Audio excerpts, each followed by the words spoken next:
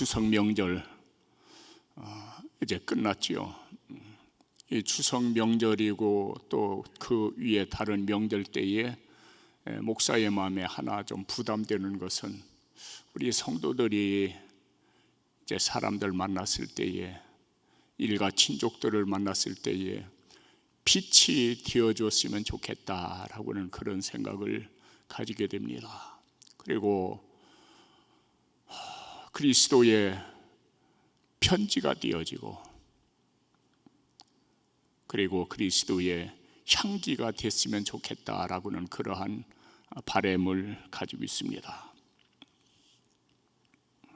그런데 문제는 빛이 되지 못하고 향기가 되지 못하고 그리스도의 편지가 되지 못하는 우리의 모습을 발견하게 된다고는 얘기지요. 하나님께서 우리에게 베푸신 그 사랑은 하늘을 두루마리로 삼고 바다를 먹물로 삼고 이 땅 위에는 모든 풀떼를 붓으로 삼아 기록한다 해도 다 기록할 수 없도다라고 노래한 시인을 우리는 알고 있습니다. 하나님 앞에 너무나도 부끄럽고 또 배은망덕하고 또 초라한 우리의 모습을 발견하게 됩니다. 저희 집사람이 손자를 보고 싶어서 이제 전화를 했어요. 손자가 하는 말이 반말로 나 바빠, 이제 그럽니다. 나 바빠. 뭐가 그렇게 바쁘냐라고 그렇게 질문했더니 사랑이하고 에노기가 왔다는 거요. 친구요. 이 사랑이하고 에노기는 친구인데 사랑이하고 에노기가 왔다는 거요. 그래서 바쁘다는 거요. 전화한 사람이 누군데요? 할머니. 그 할머니가 손자에게 베푸는 그 사랑은 지극정성이거든요. 그를 못 깨닫는 거요. 나 바빠라고는 그것도 반말로 나 바빠라고는 그 모습에서 오늘 우리의 모습을 발견하게 되잖아라고는 그런 생각을 가지게 됩니다. 하나님, 나 바빠요.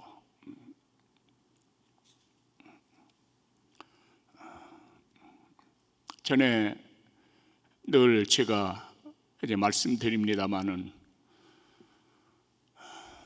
해상 최고의 사건, 타이타닉호가 해상 최고의 사고였거든요. 그때에 이 타이타닉호의 그 무전사가 한 말이 뭔지 압니까? Shut up, I am busy 나오지요. 나 바빠, 입 닥쳐, 나 지금 바빠. 그 말 한마디가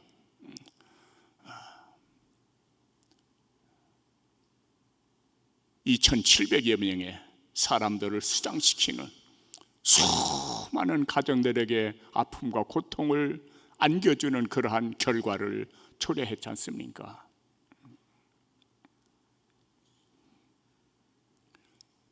그 다른 배에서 빙산이 떠돌아다니니까 조심하라고는 그 조심하라는 그 말에 고맙습니다, 감사합니다 라고 그렇게 했더라면 한 사람도 죽지 않을 수 있거든요.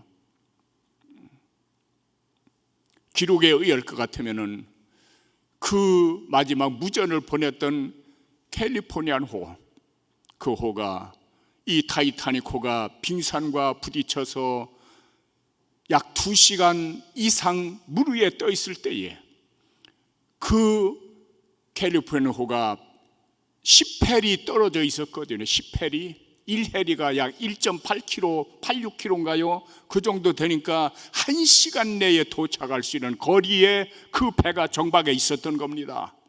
그런데 그 무전사가 이 잭 필립스의 기분 나쁜 소리를 듣고 무전을 꺼버린 거예요. 얼마든지 한 사람도 죽지 않고 살아날 수 있는 그 기회를 잃어버린 거예요. 그 말 한마디가 그 사건 속에서 또 우리의 모습을 때로는 발견하게 되는 거요. 우리가 아는 그대로 그 요나, 여로보암 왕 2세가 통치하던 때에 예언한 선지자입니다. 약 주전 700여 년 전 선지자죠. 정확하게 780년부터 예언한 선지자거든요. 하나님께서는 아시리아 민족에게 살 길을 열어주시죠. 아시리아 민족에게 살 길을 열어주십니다. 그를 위하여 요나가 하나님의 부름을 받게 되는 것이죠. 그 하나님의 부름을 받았을 때에 그 요나의 그 모습을 보면은 그 하나님의 그 말씀에 굉장한 거부 반응을 나타내고 있습니다. 왜 그럴까요? 역사적인 그 측면에서 보면은 그때 당시에 아시리아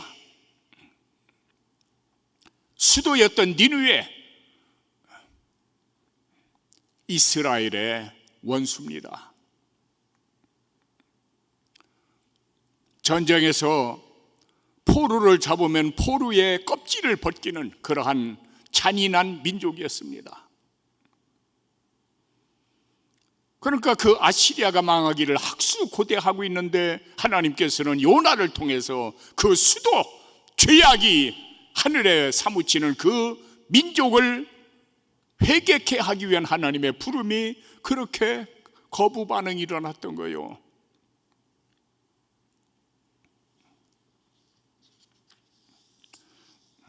여러분,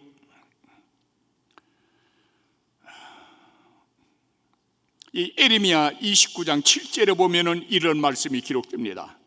너희는 내가 사로잡혀 가게 한 그 성읍의 평안을 위해서 기도하라.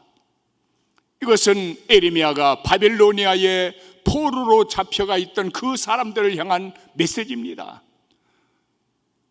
너를 포로로 잡아간 그 나라의 평안을 위해서 기도하라. 굉장히 거부 반응이 일어나죠. 여러분, 역사적으로 보면은 이 예루살렘에서 바벨론까지의 거리는 약 1500km가 됩니다. 예를 들어서 동방 박사가 만약에 그 바빌로니아 사람이라고 할 것 같으면은, 메대 사람이라고 할 것 같으면은 그 동방 박사가 예루살렘까지 오는 데는 적어도 4개월 이상 걸렸다고 하는 얘기지요.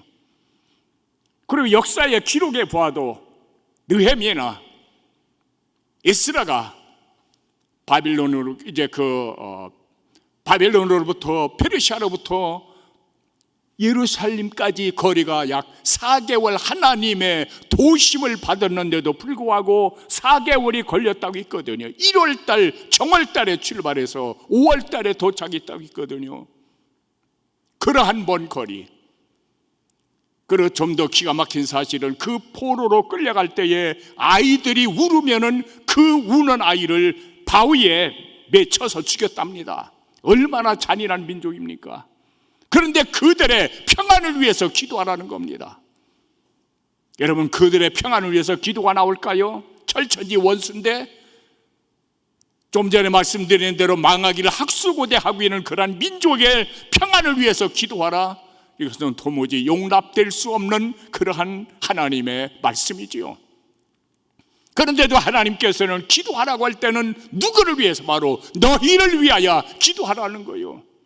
하나님의 관심은 바로 하나님의 백성들이죠. 너희를 위하여 기도하라는 거예요. 왜냐하면 그 성읍이 환난을 당하면 너도 환난을 당하기 때문에 그렇다는 거예요.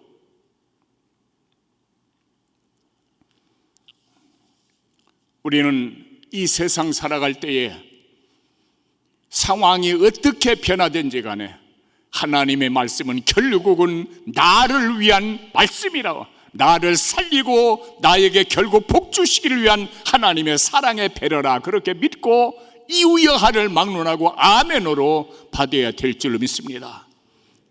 주여, 깨닫게 하시니 감사합니다. 깨달음을 실생활에 적용시킬 수 있도록 나에게 은혜 입혀 주시길 원합니다. 아멘. 그리고 도망가지요. 도망갑니다. 여러 가지 학설이 있습니다. 요나가 하나님의 말씀을 피하여 도망갈 때에 그 요나의 신앙 사상을 점검해 보는 여러 가지의 학설들이 있습니다. 그 중에 하나가 뭐냐면은 그때 요나가 가지고 있었던 하나님과는 지역의 하나님으로 어쩌면은 착각하고 있을 수도 있다라고 하는 겁니다. 지역의 하나님, 그 지역을 떠나면은 하나님이 안 계신 그러한 신앙 사상. 여러분, 여기에 대해서 우리 성경은 뭐라고 우리에게 말씀합니까? 하나님은 온 천하의 하나님. 아무리 도망가도 하나님을 피하여 도망갈 수 없는 그 하나님. 여러분, 창세기 35장 야곱이 형 에서의 낯을 피하여 도망하던 때에 내게 나타났던 하나님이 거기에서 계시가 되지요. 야곱이가 이럴 수도 저럴 수 없는 진퇴양난의 어려움에 빠졌을 때에 하나님께서 야곱에게 말씀합니다. 내가 내 형 에서의 낯을 피하여 도망하던 때에 내게 나타났던 하나님. 아버지 속이고 형 속이고 도망갑니다. 그런데 하나님은 보고 있었다는 얘기죠. 도망가는 야곱이를 보고 있었다는 얘기죠. 도망하던 때에 내게 나타났던 하나님.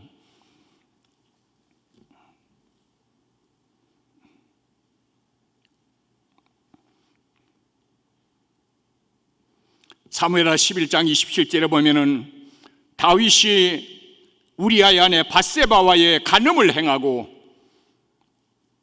또 결국은 살인죄를 범하게 됩니다.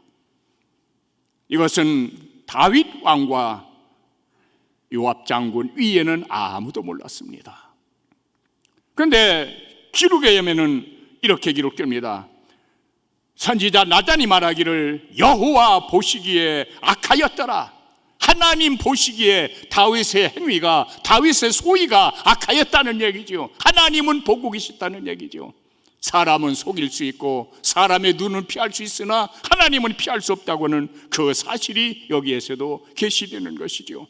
따르습니다. 오 피할 수 없는 하나님, 그 하나님 앞에 우리는 신앙생활을 해야 되는 거예요.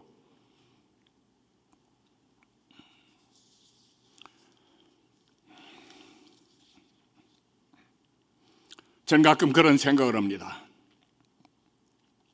에레미야 29장 11절에 기록된 말씀을 보면은 하나님께서 우리를 향한 하나님의 생각은 평안이요 재앙이 아니라 그랬거든요. 그러니까 하나님이 우리에게 주시고자 하는 것은 평안을 주시기를 원한다는 얘기죠. 재앙을 내리기를 원치 않는다는 얘기죠. 역사적인 한 예를 들어보면 1938년 9월 9일 평양 서문박교에서 대한예수교 장로의 27총회가 열렸거든요. 이 27총회에서 이 신사참배가 가결된 거예요.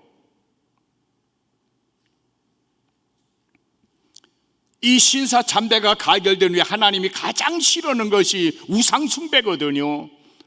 이 신사참배는 교회에서 공인을 한 겁니다. 수많은 사람들이 옥에 갇혔지요. 그를 반대하다가. 그리고 10년 후에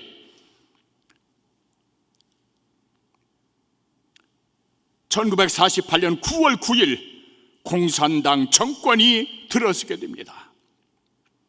그런데도 한국교회가 회개하지 못하고 이 교단별로 쌈박질하고 무슨 패 갈라져서 정신 차리지 못하고 그러는 사이에 2년이 흘러가죠. 그리고 난 후에 6.25 전쟁이 일어나게 됩니다. 그로 인해서 북녘 땅에 3,500여 교회가 문을 닫고 없어져 버립니다. 그리고 1907년 장대현 교회 평양 부흥운동의 산실이 되었던 그 장대현 교회 그 터위에 만수대가 들어서고 김일성, 김정은 동상이 지금 서 있지 않습니까? 수많은 사람들이 매일 그 앞에 와서 경배를 하죠. 누구 왜 그랬습니까? 결국은 한국 교계의 죄요. 얼마 전 그 문재인 대통령 나와서 TV를 통해서, 매스컴을 통해서 교회에 대한 그런 말을 했지요. 교회는 마음의 평화는 줄 수 있어도 코로나 바이러스는 막지 못한다. 그게 어디 대통령을 소리입니까? 어떻게 자기가 그렇게 교회를 잘합니까?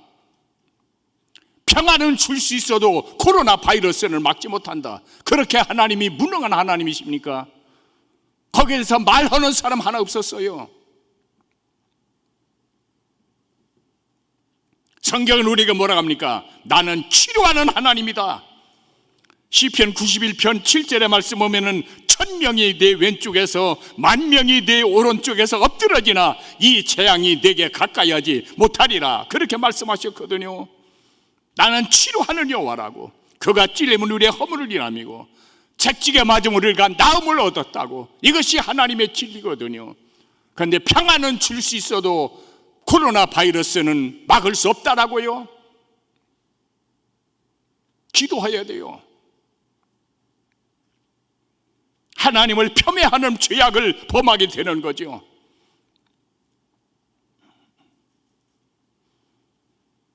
성경은 우리에게 그렇게 말씀하죠. 고난 받을 때에 기도하라고.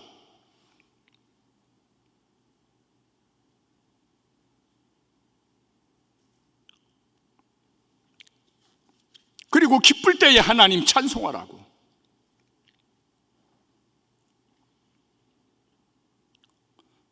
하나님의 응답은 어떠한 상황에서든지 응답됩니다. 내가 서울의 뱃속에서 일종의 지옥이거든요. 모든 희망이 사라진 상태거든요.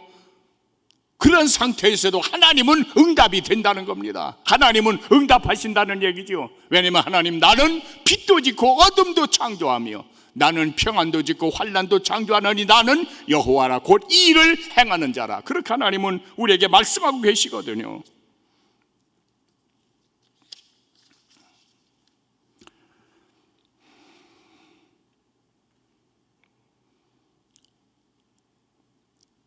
요나의 큰 깨달음이죠. 내가 받는 이 고난을 인하여 내가 여호와께 불러아립사더니 그 고난 때문에 하나님 앞에 기도하게 된 것이 은혜였다는 얘기죠. 하나님 은혜였다는 얘기죠. 여러분, 믿음 없는 사람들은 고난이 오면 하나님과 멀어집니다. 그러나 하나님의 택한 백성들은 고난이 올 때에 하나님과 가까워집니다. 오늘의 이 코로나 바이러스도 하나님과 가까워지게 하기 위한 하나님의 명령이 시달된 겁니다. 하박국 선지자를 통해서 말씀하신 것을 보면은 하나님 앞에 하나님이 움직이실 때에 온역이, 불이 그 앞에서 행한다고는 말씀이 기록됩니다. 여러분, 거기에 나타나는 그 온역이라고 하는 것은 두려움과 섬김의 대상이었습니다. 역신이었습니다. 그 사람들이 가장 크게 여기는, 가장 무서워하는 그 오력도 하나님의 심부름꾼에 불과하다는 겁니다. 아무것도 아니라는 겁니다. 그 하나님이 바로 오늘 우리의 하나님이시거든요. 하나님 하시는 모든 일에 감사하십시오. 그리고 기뻐하십시오.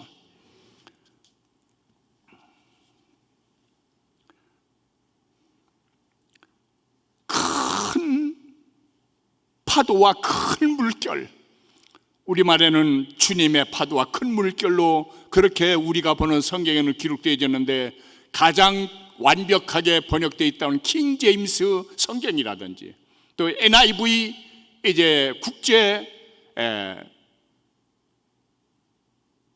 번역이라든지 거기에 보면은 큰 물결, 큰 파도요. 그러니까 파도도 그저 시시한 파도가 아니라 산더미 같이 밀려오는 파도요. 도무지 한걸 수 없는 큰 물결이요. 그 물결이, 그 파도가 어디에서 왔냐면 하나님이 보내셨다는 거예요. 하나님이. 우리의 삶의 현장, 교회에서도 마찬가지입니다. 하나님이 이 일을 행하신다는 거요.